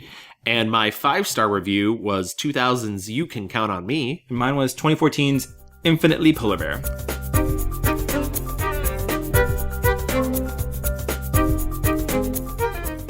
All right, so now we're in the fast forward. I have to say, Dark Water is out now. It's finally released wide. It's been out in New York City, I want to say, for a week. I went and saw it. Did you happen to see it? I have not. I want to. And so here's the funny thing. It played at the trailer played when I went to go see Pain and Glory. And I immediately was like, oh, I don't want to see this. But then like as the trailer kept going, and you know how I'm a sucker for journalism movies.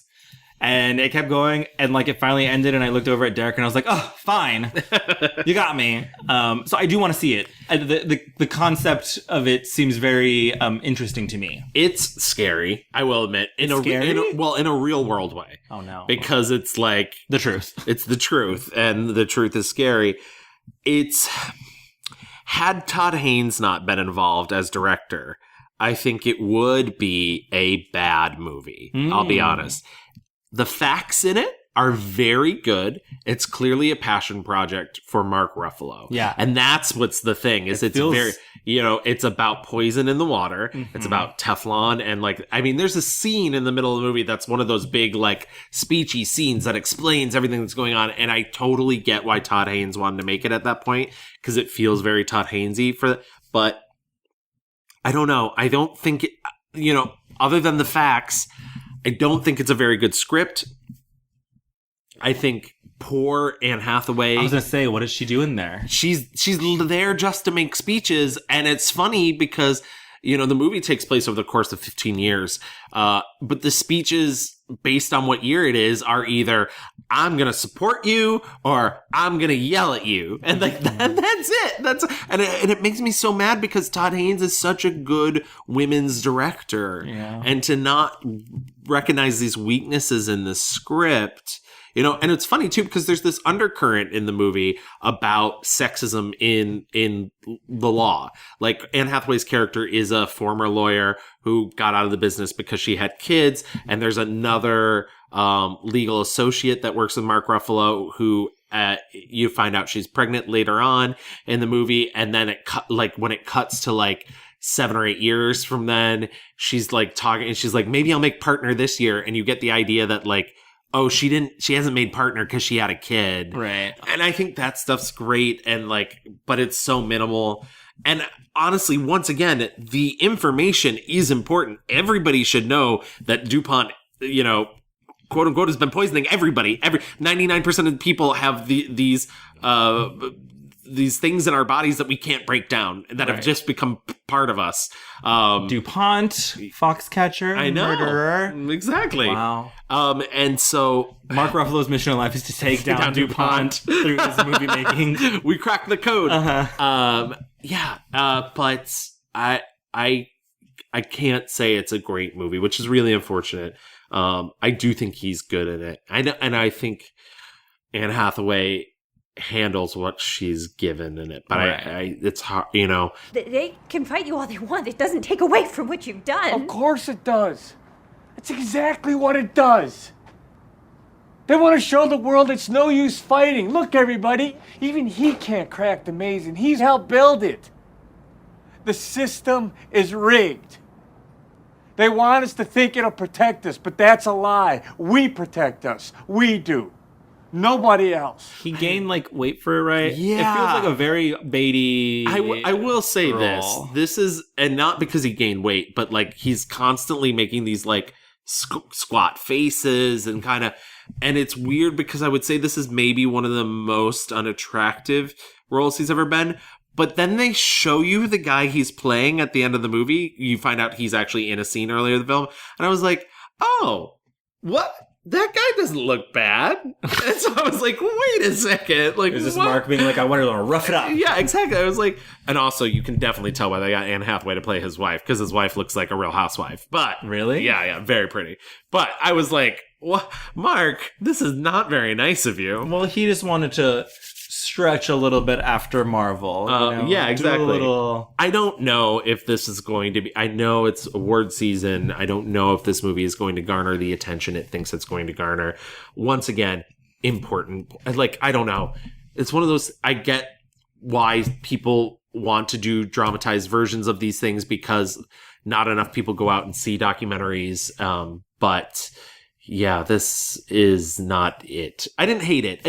I gave it 3 stars. You know, it's good. It's passable, but but it's not it. Yeah, it's not it.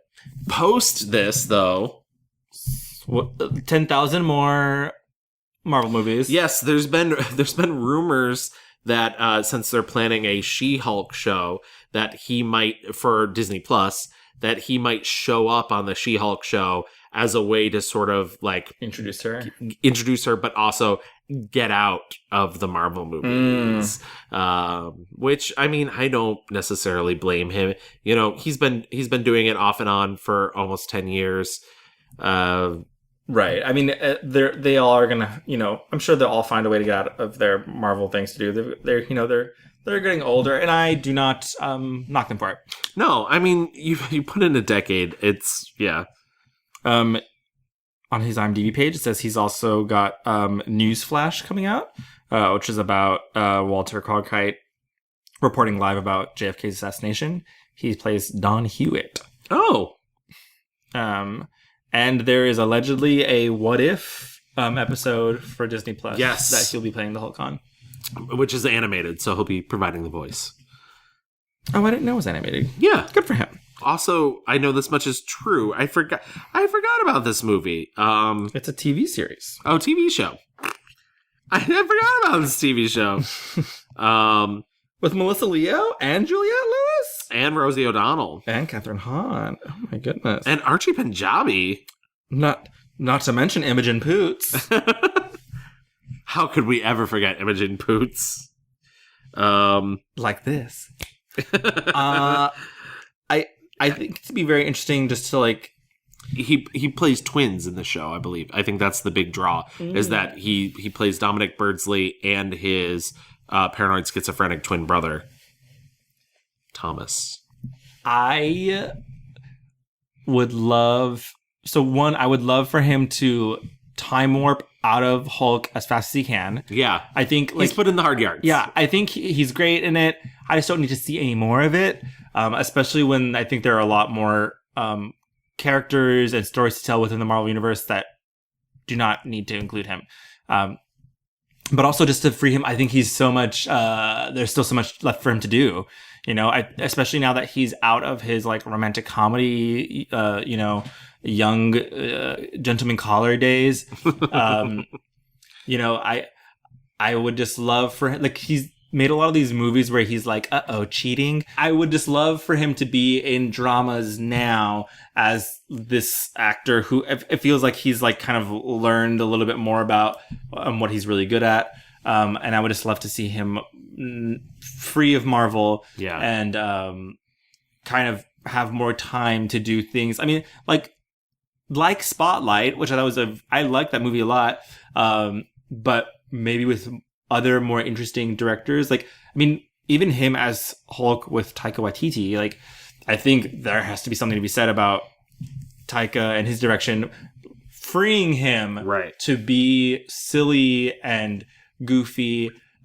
Which I think then really informs his later performances in the Avengers movies. Absolutely. You have the melodrama that was his character in Age of Ultron versus the sort of like sillier Hulk that eventually ends up in Infinity War and Endgame that you don't get without Taika Waititi's force behind Ragnarok. Yeah, and so it's funny. Do you think like his performance in Dark Waters was affected by Todd Haynes?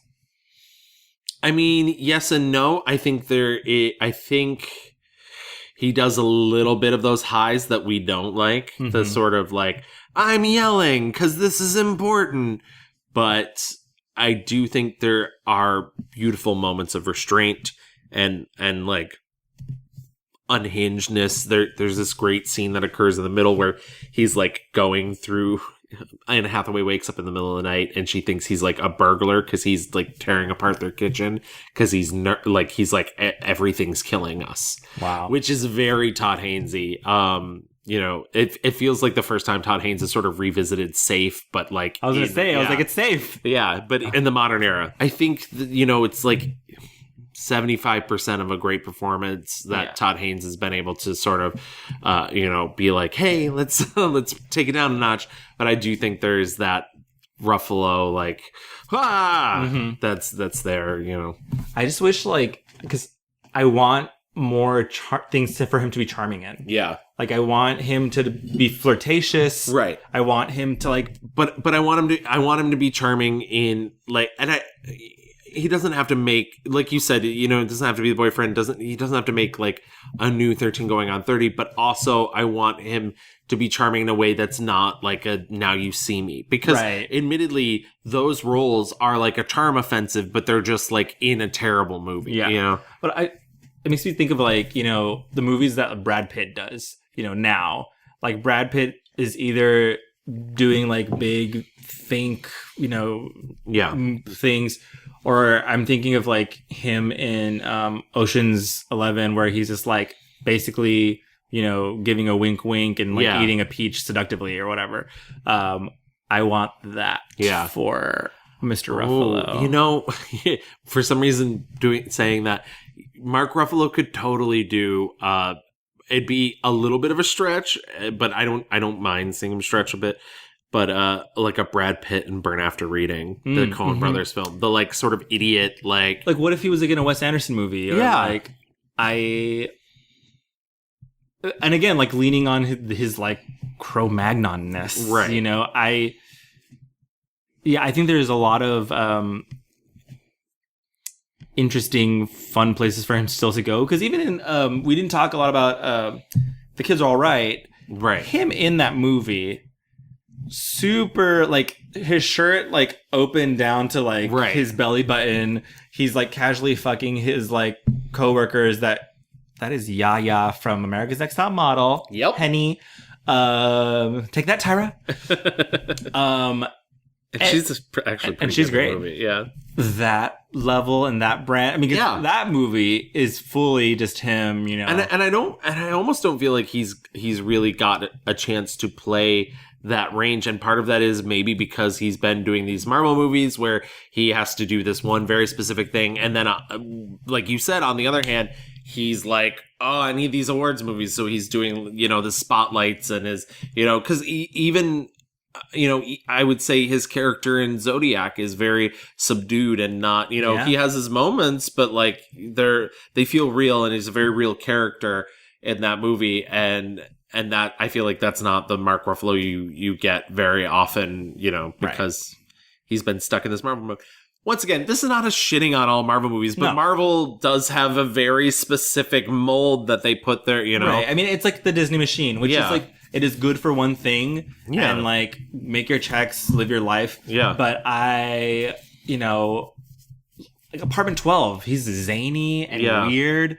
And I would love for him to, go back and try and do more of that. And I think there's so many places and opportunities now to make content. Yeah. Why not, And honestly, and this is selfish of me, I haven't seen him on the stage, but I'd love to see him do another, play at some point. Yeah. God, he's so good. He really is. I guess that's it for Mark Ruffalo. We're just like sighing, thinking of him now. Like, America's boyfriend, Mark Ruffalo. Truly, think of someone like a better boyfriend than Mark Ruffalo. We don't. I can't. I can't. You can't. No. Yeah. Maybe this is what you came for. But anyways, enough about Mark. Thank you for your service, Mark. Thank you for your service, Mark. You can find us, our show, The Mixed Reviews, online, on Twitter at The Mixed Reviews. We're on Facebook. Just type in The Mixed Reviews. You can email us at reviewsmixed@gmail.com. We're also on Instagram. We're at _mixed_reviews. And if you want to rate and review us, you can go to Apple Podcasts, leave us a nice 5-star review, and tell us what you think about the show. Be nice. We're nice to you. And, maybe Mark Ruffalo will show up at your house with some flowers and candy or something. If he's America's boyfriend, I'm at least Bed-Stuy's boyfriend. That's what I've heard about. Zing! Thank you so much, everybody, for listening. We hope you have an amazing week, and we'll be back soon with actually some holiday cheer. Some holiday cheer. Have some fun eggnog and cookies for us, and we'll see you soon. Thanks, guys. Good night. Bye. This land is your land. This land is my land. From California to the New York Island. From the redwood forest to the Gulf Stream waters. This land was made for you and me. This land is your land. This land is my land. From California to the New York Island. From the redwood forest to the Gulf Stream waters. This land was made for you and me. We'll see you Saturday. Now go home peacefully, and we'll see you Saturday for the march. Thanks a lot. Good night.